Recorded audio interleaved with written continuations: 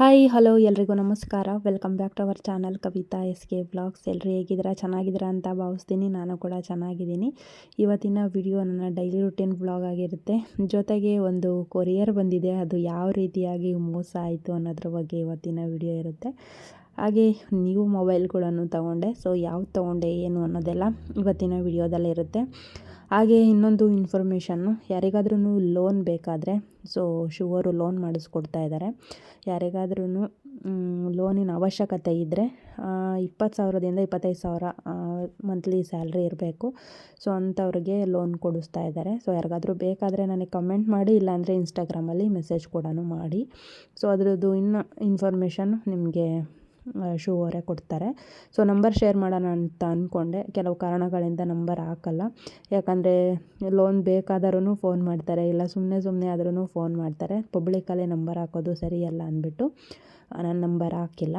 ಒಂದು 2-3 ಜನ ನನಗೆ ಕಮೆಂಟ್ ಹಾಕಿದ್ರೆ ನಾನು ಹೇಳ್ದೆ ಇನ್ಸ್ಟಾಗ್ರಾಮಲ್ಲಿ ನನಗೆ ಮೆಸೇಜ್ ಮಾಡಿ ಅಂತ. ಸೊ ಯಾರೂ ಕೂಡ ಮಾಡಿಲ್ಲ. ಇನ್ಸ್ಟಾಗ್ರಾಮ್ ID ನಾನು ಡಿಸ್ಕ್ರಿಪ್ಷನಲ್ಲೇ ಹಾಕಿರ್ತೀನಿ, ಒಂದು ಸಲ ಚೆಕ್ ಮಾಡಿ. ಇಲ್ಲ ಅಂತಂದರೆ ನನಗೆ ಕಮೆಂಟ್ ಹಾಕಿ, ನಾನು ಲಿಂಕ್ನ ಶೇರ್ ಮಾಡ್ತೀನಿ ಇನ್ಸ್ಟಾಗ್ರಾಮ್ದು. ಸೊ ಅವಾಗ ನಿಮಗೆ ಮೆಸೇಜ್ ಮಾಡಲಿಕ್ಕೆ ಈಸಿ ಆಗುತ್ತೆ. ನಾನು ಬೆಳಗ್ಗೆಯಿಂದನೇ ವಿಡಿಯೋ ಶುರು ಮಾಡಿದೆ. ಅವರು ಕೂಡ ವಿಡಿಯೋ ಮಾಡಿಕೊಡ್ತಾಯಿದ್ರು ನನಗೆ. ಅವರು ಬೆಳಗ್ಗೆ ಸ್ವಲ್ಪ ಬೇಗ ಎದ್ದಾಡ್ತಾರೆ, ಯಾಕಂದರೆ ಅವರು ನಿಮಗೆಲ್ಲ ಗೊತ್ತು, ಇವಾಗ ರ್ಯಾಪಿಡ್ ಬೈಕ್ ಓಡಿಸ್ಲಿಕ್ಕೆ ಹೋಗ್ತಾ ಇದ್ದಾರೆ. ನಾನು ಬಾಗಿಲೆಲ್ಲ ತೊಳೆದು ಒಂದು ರಂಗೋಲಿ ಹಾಕಿ ಒಳಗಡೆ ಬಂದು ಟೀ ಮಾಡಿಕೊಂಡೆ ಇಬ್ರಿಗೂ ಕೂಡ. ಜೊತೆಗೆ ಒಂದೆರಡು ಬ್ರೆಡ್ ಕೂಡ ಇಟ್ಕೊಂಡಿದ್ದೀನಿ. ಟೀ ಎಲ್ಲ ಕುಡಿದು ಮುಗಿಸಿ ನೆಕ್ಸ್ಟು ನಾನು ಬ್ರೇಕ್ಫಾಸ್ಟಿಗೆ ಅಂದ್ಬಿಟ್ಟು ಅಕ್ಕಿ ರೊಟ್ಟಿ ಮಾಡ್ಕೊತಾ ಇದ್ದೀನಿ. ಅವರು ಅಷ್ಟಾಗಿ ಏನು ನಮ್ಮ ಕಡೆ ಸೈಡು ಊಟಗಳು ಅಷ್ಟಾಗಿ ತಿನ್ನಲ್ಲ. ಸೊ ನೋಡೋಣ ಇವತ್ತು ತಿಂತಾರೋ ಇಲ್ವೋ ಅಂತ ಅಂದ್ಬಿಟ್ಟು ಅಕ್ಕಿ ರೊಟ್ಟಿ ಮಾಡ್ತಾಯಿದ್ದೀನಿ. ತುಂಬ ದಿನ ಆಗಿತ್ತು ರೊಟ್ಟಿ ಎಲ್ಲ ಮಾಡಿ. ಅದಕ್ಕೋಸ್ಕರ ಇವತ್ತು ಅಕ್ಕಿ ರೊಟ್ಟಿ ಹಾಗೆ ವೆಜಿಟೇಬಲ್ ಪಲ್ಯ ಮಾಡೋಣ ಅಂದ್ಬಿಟ್ಟು ರೆಡಿ ಮಾಡಿಕೊಂಡು ಮಾಡ್ತಾಯಿದ್ದೀನಿ.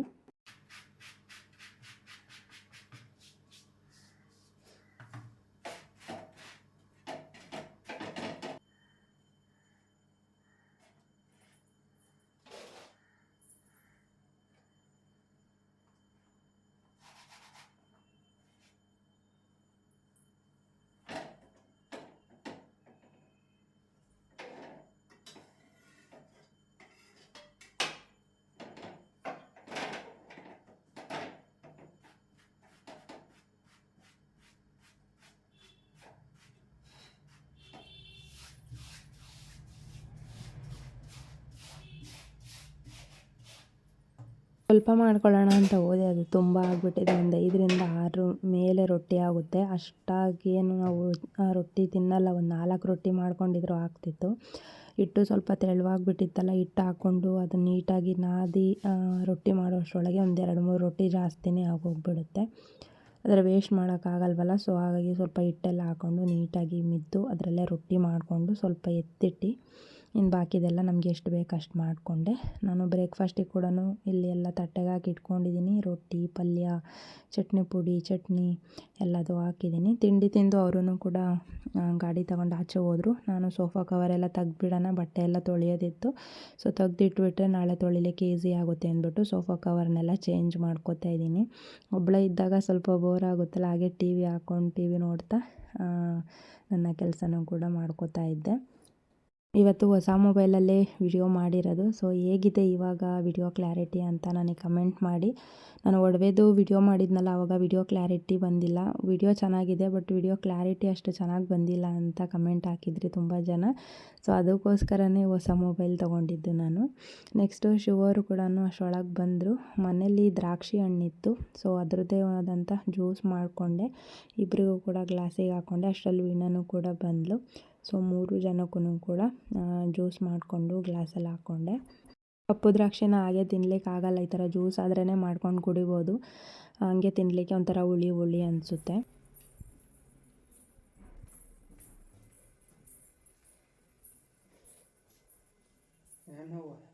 ಜ್ಯೂಸು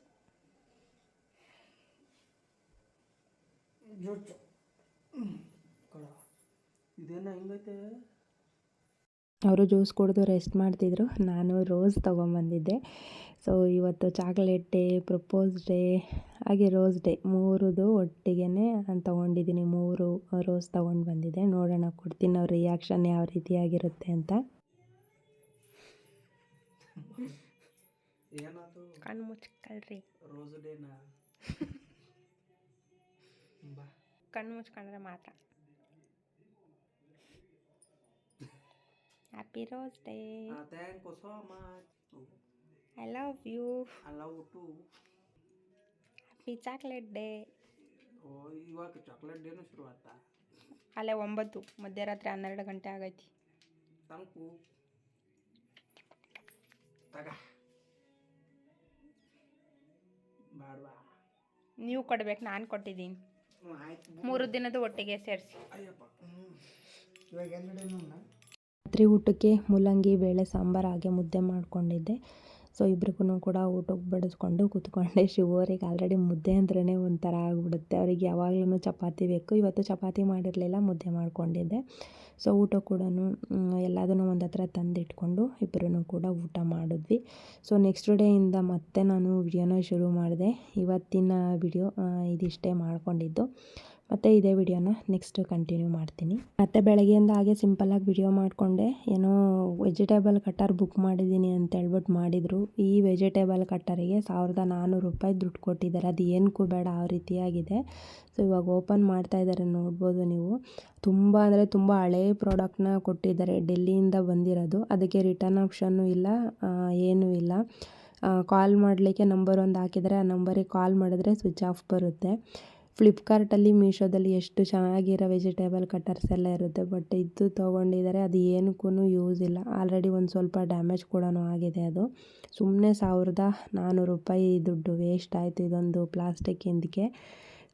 ಸಲ ನಮಗೆ ಏನಾದ್ರೂ ಫ್ರಾಡ್ ಆಗೋದಾದರೆ ಡೆಲ್ಲಿಯಿಂದನೇ ಆಗುತ್ತೆ. ಈ ಹಿಂದೆ ಒಂದು ಸಲ ನಮಗೆ BMW ಕಾರು 3 ಕೋಟಿ ರೂಪಾಯಿ ದುಡ್ಡು ಬಂದಿದೆ ಅಂತೇಳಿ 1.5 ಲಕ್ಷ ರೂಪಾಯಿ ದುಡ್ಡು ಒಂದೇ ದಿನದಲ್ಲಿ ಕಟ್ಟಿಸ್ಕೊಂಡು ಅದನ್ನು ಕೂಡ ಮೋಸ ಆಗಿತ್ತು. ಸೊ ಇದು ಲಕ್ಕಿ ಇದರಲ್ಲಿ ಫೋನ್ ನಂಬರಲ್ಲಿ ನಿಮ್ಮದು ಹೆಸರು ಬಂದಿದೆ ಅಂತೇಳಿ ಸುಳ್ಳು ಹೇಳಿ ಅಮೌಂಟ್ ಕಟ್ಟಿಸ್ಕೊಂಡಿದ್ರು.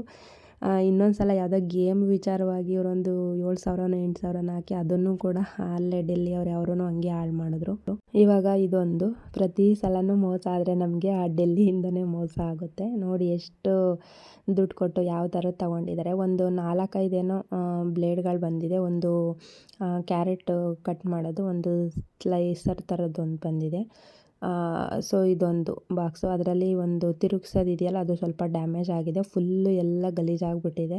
ಆ ಥರದ್ದು ಪ್ರಾಡಕ್ಟ್ ತೊಗೊಂಡಿದ್ದಾರೆ. ನಾನು ಬರೀ 2 ಗ್ಲಾಸ್ ತೊಗೊಂಡು ಬಂದಿದ್ದಕ್ಕೆ ವಿಡಿಯೋ ಮಾಡಲಿಕ್ಕೆ 200 ರೂಪಾಯಿ ಕೊಟ್ಟು ಅದಕ್ಕೆ ಎಷ್ಟು ಜಗಳ ಮಾಡಿಬಿಟ್ರು. ಇದನ್ನು 1400 ರೂಪಾಯಿ ಕೊಟ್ಟು ತೊಗೊಂಡಿದ್ದಾರೆ. ನಾನು ಬೈದಿದ್ದಕ್ಕೆ ಸಾರಿ ಕೇಳ್ತಾರೆ. ಇನ್ನೇನು ಮಾಡೋದು, ಇವಾಗ ರಿಟರ್ನ್ ತೊಗೊಳಕ್ಕಾಗಲ್ಲ, ಕೊಡಲಿಕ್ಕಾಗಲ್ಲ, ವಾಪಸ್ ಮಾಡೋಕ್ಕಾಗೋದೇ ಇಲ್ಲ. ಸೊ ಅದಕ್ಕೋಸ್ಕರ ಸುಮ್ಮನೆ ಆದ್ವಿ, ಇನ್ನೇನು ಹೋಯ್ತದು ದುಡ್ಡು ಅಂದ್ಕೊಂಡು. ನೆಕ್ಸ್ಟು ಮೊಬೈಲ್ ಅಂಗಡಿಗೆ ಬಂದ್ವಿ, ಮೊಬೈಲ್ ತೊಗೊಳ್ಳೋಣ ಅಂತ. ಇದು ನನ್ನ 4ನೇ ಸಲ. ನಾನು ಒಬ್ಬಳೇ ಒಂದು 2-3 ಸಲ ಹೋಗಿದ್ದೆ. ಶಿವವರಿಗೆ ನಾನು ನೋಡೋ ಅಂಥ ಫೋನ್ ಇಷ್ಟ ಆಗ್ತಿರ್ಲಿಲ್ಲ. ಸೊ ಹಾಗಾಗಿ ಅವ್ರು ಬಂದಾಗಲೇ ತೊಗೊಳ್ಳೋಣ ಅಂದ್ಕೊಂಡು ಸುಮ್ಮನೆ ಇದ್ದೆ. ಫೈನಲಾಗಿ ಇವತ್ತು ಮೊಬೈಲ್ ತೊಗೊಳ್ಳೋ ಅಂಥ ಅದೃಷ್ಟ ಬಂತು. ನಾನು ತೊಗೊಂಡಿದ್ದು ಒಪ್ಪೋ 11 Pro. ಒಪ್ಪೋದು ನಂದು ಇದು 3ನೇದು ಫೋನು. ನನಗೆ ಒಪ್ಪೋ ಫೋನ್ ಅಂದರೆ ತುಂಬ ಇಷ್ಟ. ಈ ಫೋನ್ಗೆ 45,000 ವಿತ್ ಇನ್ಶೂರೆನ್ಸು ಸೇರಿ. ವೈಟ್ ಕಲರ್ ಇದೆ. ಇವಾಗ ನಾನು ವಿಡಿಯೋ ಮಾಡಿದ್ದೀನಲ್ಲ ಇವತ್ತು, ನೆನ್ನೆ ವ್ಲಾಗೆಲ್ಲ ನನ್ನ ತಂಗಿ ಸೀಮಂತದ ವಿಡಿಯೋ ಎಲ್ಲ ಇದರಲ್ಲೇ ಮಾಡಿದ್ದು. ಸೊ ತುಂಬ ಚೆನ್ನಾಗಿ ಕ್ಯಾಮ್ರಾ ಕ್ಲಾರಿಟಿ ಚೆನ್ನಾಗಿದೆ. ಹಾಗಾಗಿ ಈ ಫೋನ್ನ ಆಯ್ಕೆ ಮಾಡ್ಕೊಂಡ್ವಿ. ತುಂಬ ಫೋನು ನನಗೆ ಬಾಳಿಕೆ ಬರುತ್ತೆ. ಅದಕ್ಕೋಸ್ಕರ ಒಂದು 3 ವರ್ಷ ಇದನ್ನೇ ಯೂಸ್ ಮಾಡೋಣ ಅಂದ್ಬಿಟ್ಟು ಈ ಫೋನ್ನ ತೊಗೊಂಡು ಬಂದ್ವಿ. ಇವತ್ತಿನ ವಿಡಿಯೋ ಇದಾಗಿತ್ತು. ಹೇಗಿತ್ತು ವಿಡಿಯೋ ಅಂತ ಕಮೆಂಟ್ ಮಾಡಿ. ಹಾಗೂ ವಿಡಿಯೋ ಏನಾದರೂ ಇಷ್ಟ ಆದರೆ ಲೈಕ್ ಮಾಡಿ, ಶೇರ್ ಮಾಡಿ, ಸಬ್ಸ್ಕ್ರೈಬ್ ಮಾಡಿ. Thank you for watching. Love you all.